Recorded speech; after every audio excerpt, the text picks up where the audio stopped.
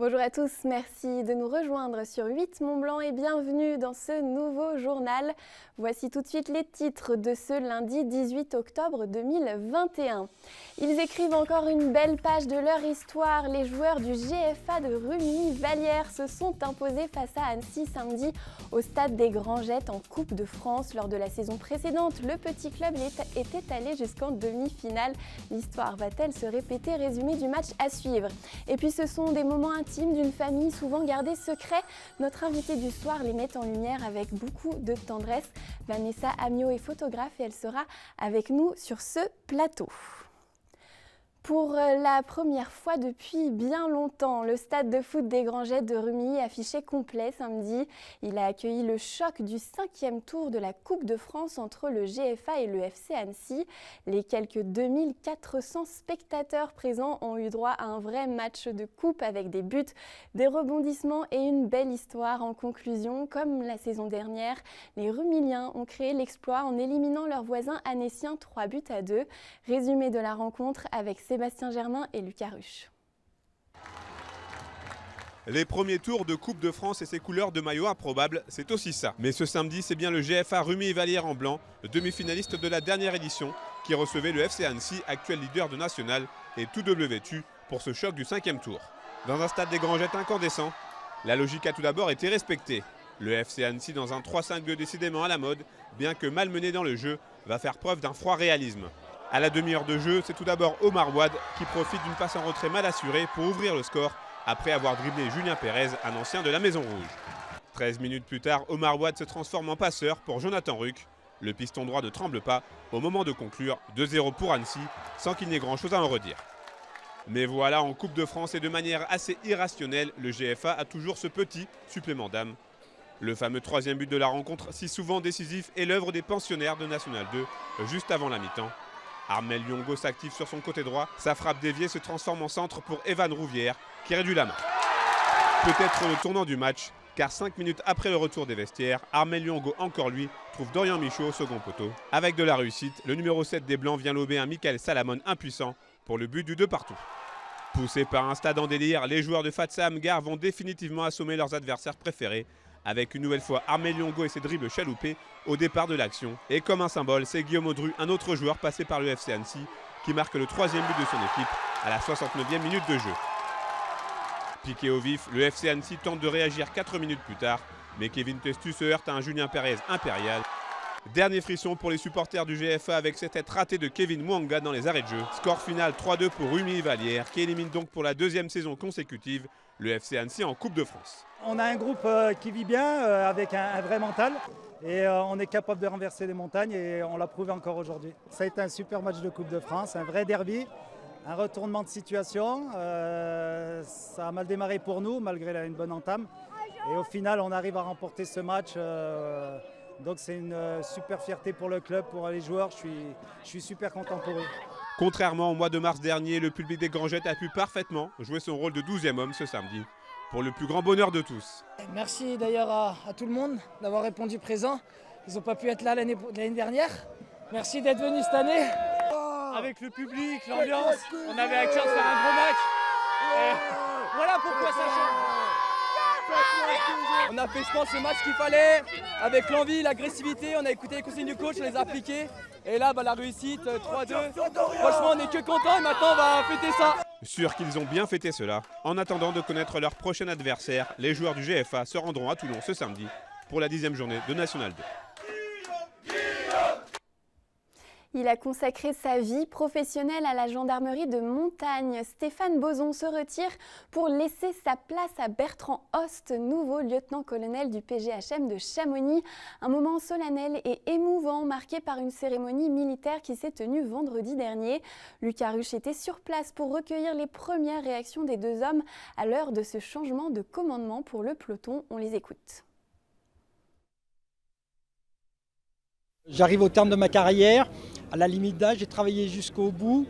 J'ai vécu de nombreuses missions, j'ai été dans de nombreuses unités à la tête de certaines des plus gros PGHM de France. Et c'est un honneur pour moi cette cérémonie, mais aussi une grande émotion car je quitte le service actif avec un pincement au cœur. La joie de ces missions, bien, je vais le regarder comme tous les chamoniards depuis le bas de la vallée, mais en continuant mon métier de guide en étant en haute montagne. Donc l'esprit d'équipe, la solidarité, tout ce qu'il y a dans le PGHM qui forge le PGHM, bien, on le quitte. Et j'aurai quand même un œil attentif à son avenir. C'est un grand honneur de m'être vu confier le commandement du peloton de gendarmerie de haute montagne de la Haute-Savoie par le colonel Tonani. Un grand honneur, mais aussi une responsabilité, voilà, maintenant de faire en sorte que les montagnards se sentent le plus possible en sécurité dans nos montagnes. Voilà, il faut qu'ils sachent qu'ils peuvent compter sur nous en cas de problème. J'ai mon papa qui a commandé l'unité il y a déjà quelques années.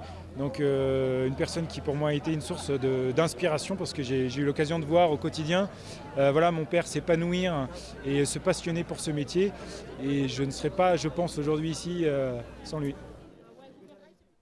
Et après des mois de silence total dans les montagnes, les remontées recommencent à tourner. La station de Tignes en Haute-Tarentaise a ouvert le bal ce week-end. Elle est traditionnellement la première à accueillir des skieurs en France. Une tradition honorée l'année dernière, mais après seulement quelques jours d'ouverture, elle avait dû refermer son domaine alors qu'un nouveau confinement débutait. Cette fois, tout le monde espère une belle saison d'hiver et nous avons eu la chance de dévaler les pistes avec les premiers skieurs samedi matin. Reportage.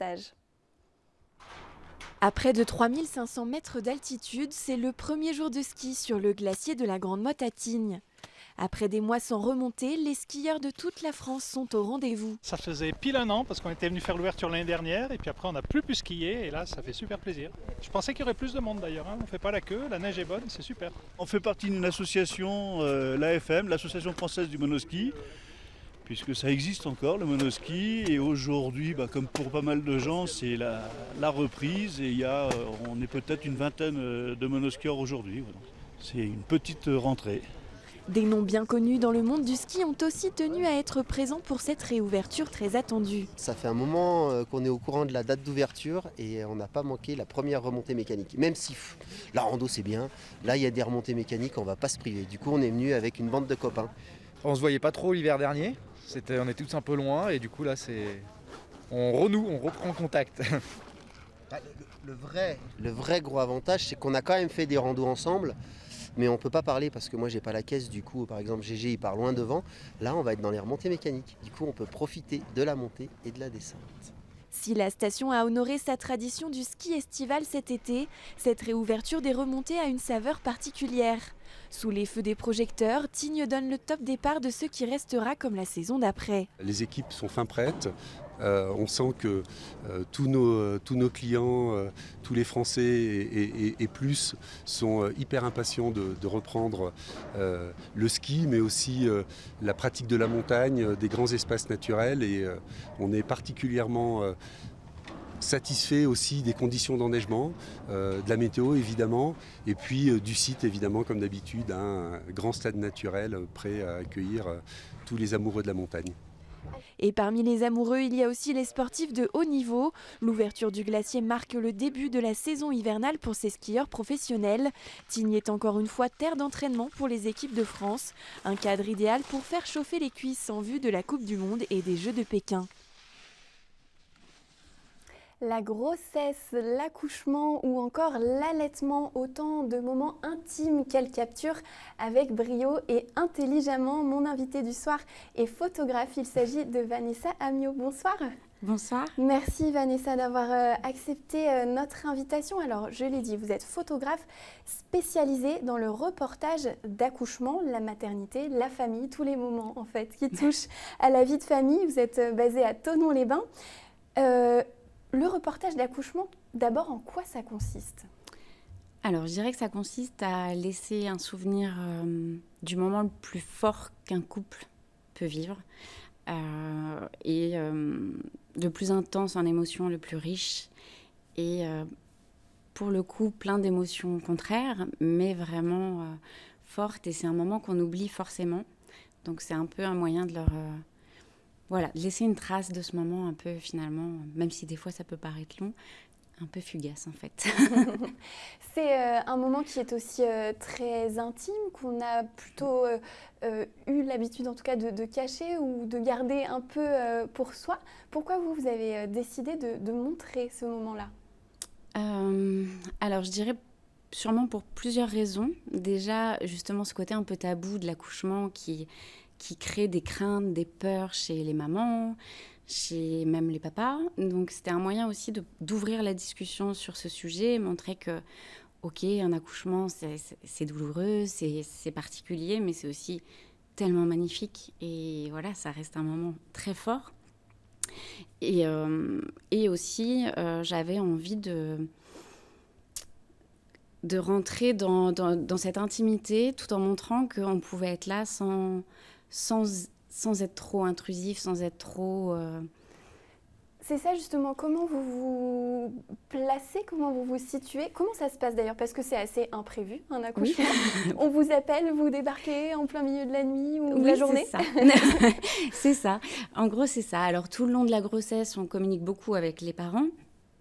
On établit un peu le profil type de comment ça peut se passer et comment ça va se dérouler. Donc en règle générale, c'est la maman qui me prévient des premières contractions, voilà, ce genre de petites choses. Ensuite, c'est vite le papa qui prend le relais parce que la maman rentre dans sa bulle, dans son monde. Mais parfois, ça va très, très vite. Donc, voilà, il faut savoir s'adapter. Ça demande beaucoup, beaucoup d'adaptabilité, de ma part, mais aussi des parents, parce qu'il y a aussi cette option où je peux ne pas être là. On ne sait jamais ce qui peut se passer. Là, dernièrement, j'ai raté 2 naissances parce que les bébés étaient très pressés. Ça fait partie du jeu. C'est comme ça. Vous avez décidé de montrer ce moment de façon, alors j'ai envie de dire crue, c'est peut-être pas le mot, mais en tout cas vrai, sans artifice. Est-ce que ça peut choquer? Est-ce qu'il y a des gens parfois qui vous disent c'est quand même, il y a du sang, il y a des choses voilà, très crues en fait? Oui, c'est ça. Alors au départ, ça choquait un petit peu. Alors autour de moi, au fur et à mesure, au début, en fait, on s'imagine quelque chose justement d'assez cru, assez violent, assez difficile à regarder. Bon, déjà, beaucoup des images finissent à être en noir et blanc, donc ça atténue le côté sang, le côté tout ce qui est liquide qui peut être autour de tout ça. Mais surtout, en fait, d'avoir vu que des photos d'accouchement, c'était pas seulement justement ça, et que c'était aussi avant, que c'était de l'émotion, que c'était la rencontre avec un enfant, avec un bébé. En fait, tous ces gens qui, au départ, se disaient un petit peu « pourquoi tu fais ça ?» ont compris. Et je sais que j'ai converti pas mal de personnes à la beauté, en fait, de ces images et pas à ce côté un peu sale. Vous ne faites pas seulement l'accouchement, il y a aussi, je l'ai dit, tous les moments de la vie de famille, la grossesse, l'allaitement aussi. Oui. On sent que, alors il y a des histoires derrière ces photos, mais il y a aussi un message. On vous sent quand même assez engagé sur le regard qu'on peut porter sur la femme et sa vie intime aujourd'hui.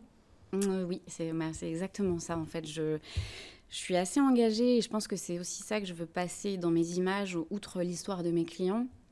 Je veux aussi montrer que la maternité, c'est pas celle qu'on nous montre tout le temps. C'est pas tout lisse, c'est pas facile, c'est pas toujours dur, mais c'est quand même quelque chose d'assez difficile. Et c'est pas ce qu'on voit passer sur les réseaux sociaux, sur les médias. L'image qu'on voit d'une maman qui vient d'avoir un enfant, c'est toujours très aseptisé, très joli. Mais la vraie vie, c'est pas ça. Et moi, j'ai fait le choix de montrer cette vie-là, la vraie vie brute. Et ce qui est chouette, c'est que ça fait du bien aux mamans. Donc, pour moi, c'est chouette. Vous parlez des réseaux sociaux. Je crois qu'il y a un petit combat aussi que vous menez sur une certaine censure parfois qui peut paraître un peu injuste. Oui. Sur les réseaux sociaux, en fait, le corps de la femme est... comment dire ? Alors, elle sert de marchandise pour tout. Mais par contre, une femme qui enfante, une femme qui allaite se retrouve forcément mise de côté, il ne faut pas le montrer. Et du coup, on est de nombreux photographes et d'autres professionnels de la parentalité à combattre un peu les réseaux sociaux là-dessus parce que nos comptes sont mis alors, ils sont supprimés, ils sont mis de côté. C'est parce qu'on a montré en fait quelque chose de naturel. Un sein qui allaite, un sein dont le lait coule et ça passe pas. Alors qu'à côté de ça, on peut voir des seins pour plein d'autres choses. Puisqu'on parle de seins, un mot aussi sur votre engagement, puisqu'on est en plein mois d'octobre et d'octobre rose, vous vous êtes engagé aussi dans cette cause. Oui, je fais partie de l'association On pose pour le rose depuis 3 ans maintenant. Et le but, c'est de photographier des femmes. Alors, malades ou pas malades, peu importe, il n'y a pas de loi à ce niveau-là. La seule contrepartie, c'est qu'elles doivent faire un don. Donc, le don est fixe. Et tous les quarts d'heure, une nouvelle femme est prise en photo. On fait ça toute la journée et ça marche vraiment très, très bien. Les femmes sont vraiment toutes emballées. Elles aiment la journée et en plus, elles sont très généreuses. Enfin, c'est vraiment une belle journée et c'est... Qui est déjà passé malheureusement pour cette année, mais rendez-vous probablement l'année prochaine. C'est ça. Et puis, un mot sur votre exposition, première exposition, actuellement donc à Douvaine jusqu'au 22 octobre. Il faut en profiter, c'est bientôt terminé, à la Grange à Joseph. Qu'est-ce que ça fait d'être exposée pour la première fois ? Ça fait bizarre. Non, je suis fière parce que c'est un gros challenge. Et puis, c'est aussi, il y a 10 ans, quand j'ai dit que je voulais faire de la photo d'accouchement, on me regardait avec des gros yeux, j'ai mis du temps, ça a été dur et beaucoup de portes qui se sont fermées. Et là, avoir une première exposition uniquement dédiée à ces images-là, pour moi, c'est une grande fierté et j'espère le début d'autres choses. Eh ben, on l'espère aussi. Merci beaucoup, Vanessa, d'être venue nous voir et bonne continuation à vous. Merci beaucoup. 1 an, jour pour jour, après le lancement de la première édition du budget citoyen de la Savoie, le département a annoncé les 30 projets lauréats. Entre le 10 septembre et le 10 octobre, plus de 8500 votants ont choisi leurs 3 coups de cœur, soit un total de 25 656 votes. Et parmi les projets retenus, l'aire de jeu adapté pour tous, porté par la maman de la petite Colline que nous avions rencontrée, est arrivé 2e du département. Un projet de centre de soins pour animaux sauvages blessés dans le canton de Pont-de-Beauvoisin arrive 1er. Et puis la création d'un atelier de remise en service d'appareils électroménagers est 3e. C'est le 3e projet à avoir réuni le plus de votes et vous pouvez retrouver l'ensemble des idées retenues sur le site projetpourlasavoie.fr. Avant de refermer ce journal, la rédaction de 8 Mont-Blanc souhaite adresser ses pensées amicales aux proches, aux amis et aux collègues de Philippe Ledoux. Cette voix de la radio Séquence FM s'est éteinte subitement ce week-end. Grand passionné de cinéma, Philippe Ledoux était aussi un enseignant hors pair, responsable de la pédagogie pour le groupe IPA qu'il a accompagné des dizaines d'élèves avec une grande bienveillance. Merci Philippe pour cette gentillesse sans limite. Et c'est la fin de cette édition. Merci de l'avoir suivi. Dans un instant, place à la météo automnale de Thierry Paulme. Vous avez ensuite rendez-vous avec un nouvel épisode de votre émission Panorama. Cette semaine, nous vous proposons de rencontrer des associations qui œuvrent pour rendre la montagne accessible à tous. Et ce premier épisode est consacré à Yambi et à son ascension du Mont Blanc avec des réfugiés. Demain soir, vous retrouverez Marine Schneider pour un nouveau JT. Je vous souhaite une belle soirée sur notre antenne. Prenez soin de vous.